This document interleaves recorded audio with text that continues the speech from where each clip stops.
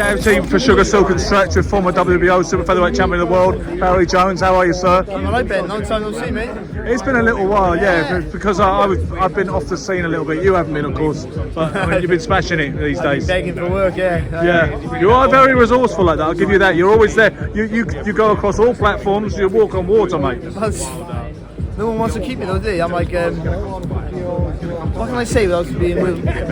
I'm like the whore of boxing media. You've always been unashamed about that. No one wants to use me, no one wants to keep me. Yeah. Talking of boxing whores, I know actually you are. This is a long list. Yeah. You are in actual fact a purist at heart, and you actually take a dim view of certain things in boxing. I know, but where do you stand on in the whole Ngannou phenomenon?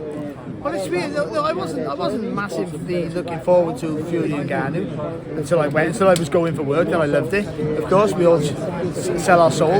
Yeah. But I think the way he performed, I thought was really good. Actually, I thought he was going to get battered. I thought it was going to be a one-sided beat down, and it wasn't if Fury could win, it was how he would win. I said the reputation of boxing was on his shoulders, not just to win, to do a very good job, and he won. He still won the fight. Our boxing scored. He won the fight. Yeah. He didn't perform as good as he should have, and it was very, very close. And so I think Ngannou held his shape really well.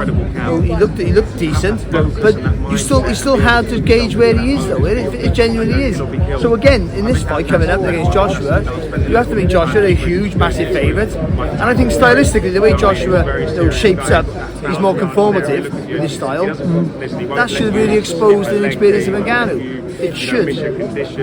Then you factor in the power, of course, and with heavyweight boxing, once you factor in the power, that can change the obviously. And you're an expert on power punching, aren't you? I'm an expert on getting punched. And I always wanted to get in with my mate. Getting stretched. Continue the interview. I wanted him to do this interview and cut his teeth a bit, but he's getting a bit nervous because he's a bit starstruck because it's you. But listen, no, but being serious, see, a lot of people are hoping that boxing people are hoping that Joshua does a number on him to kind of save boxing's dignity because they feel boxing was embarrassed by his performance against Fury.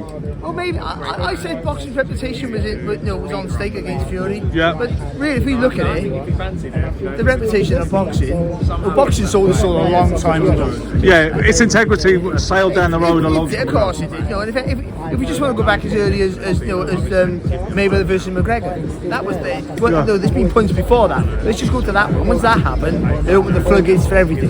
Yeah. So I don't mind the money grab.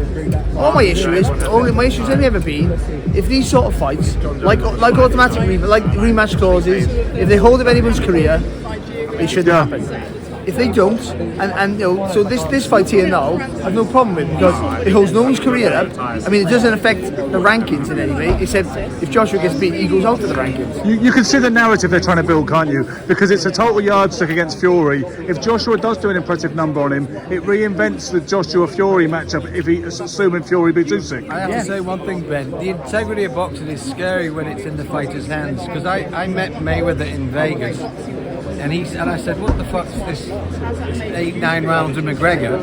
And he said, I carried him because he said, I want to promote his next fight. He said, if I took him out in one round, it's over, but he's going to have another fight. I'll promote it. It's $1 billion fight. So there's a fighter taking the integrity of boxing into his own hands.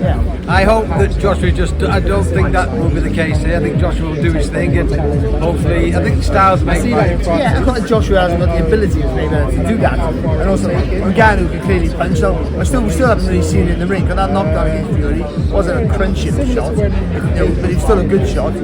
But I've been told with people who are in the MMA industry that he generally has power. He's talking about Mayweather carrying and McGregor, which a lot of people feel. Is there an element? Yeah, okay. So is there an element of Fury playing half soft? I know he got decked. I think that was genuine. I think he thought he could carry him, and I think that was the whole plan. That's why I don't think he trained for it. But I think it turned out not to be the case. I don't think he can. The thing with Fury's style is, he can be absolutely brilliant when he gets involved. He's brilliant. But he's shown throughout his career that he's had off nights because of his erratic style. He gives you opportunities. Now within those opportunities, he gets dropped or hurt. But it also knows that giving you opportunities sometimes with his style is where the brilliance comes from. When he rattles off a fantastic combination, or he can sit in the ropes and make you miss with ease. But every now and again he switches off, and against a puncher you can't afford to do that. But he didn't train properly for that fight. That's not making an excuse for him. He said he did, but he didn't look like it, Garrett. Barry. He didn't. But that's not an excuse. That's his problem. Yeah. Because we've seen loads of fighters throw down here, and so have you, Ben. Now could have been the best fighters on the planet, or certainly the best fighters in our gym, even if we go back to amateurs. Yeah. But he didn't train right. They didn't dedicate themselves. Dedication and training is part of what makes you a successful fighter. Look at me. I had limited skill. You know, and I got further than my ability should have allowed me, because I wouldn't say you had limited skills. You had limited power, people say, and it's probably true. Not skills, Barry. You had skills. I have loads of power, but I'm a pacifist. But you know what I mean. What I mean is that, you know, it takes more than that to make a fighter. The stuff in the gym, the dedication. What you said to me once, which resonated, but you said I was a great boxer at amateur level, within even national level. You said at British level I was still a good boxer. At European level I was very good. You said at world level I was elite world level I was only average. That's what. I wasn't even average. I think I got. Let's be honest. As much as I love boxing, I love it more than my own career, and I sort of stopped saying this now because of all the rubbish that goes on. At world level, at the highest level, it's not saying elite, at world level should be elite. At world level, I got exposed. And I'm not ashamed of that because I tried my best. Well, you said to me the first time we ever met, you said I'd have been a European champ if I was lucky. I won't do the accent. You said I'd have been a European champ if I was lucky in the real world. He's a humble man. But he means it though. If I boxed 10 years ago, yeah, I say that this is my perfect example. I say it all the time. Every year we have an ex-boxer association in Wales. So they get on the stage. All the fighters who turn up. Kazaki never turns up. Nathan Cleverly doesn't, but all the others do. So we get me, Nathan Cleverly, Gavin Reese, Lee Selby, Steve Robinson, Enzo Max sometimes turns up, and so there's others. So there's a tremendous array of talent there.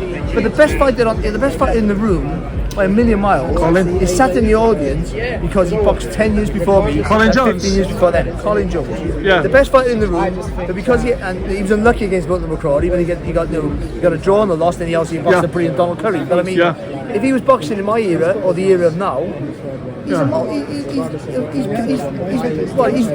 welterweight, like middleweight, and maybe middleweight champion. Because you can, and he'd be having domestic fights for that. Really big media galas, really bigged up, loads of big paydays. If before my brain scans left, my first two defences would have been against British opposition. Yeah. No, sometimes in weights like your weight, British opposition can be world class, but it wasn't unfortunately in mine. Either way, I'm looking forward to this because it will be a bit of chaos. It will be fun. Yeah. Barry, always a pleasure. Thanks for your time. Anytime, Ben. Good to see you. Okay, man. Good to see you. I started a tweet today. I'm always a big fan.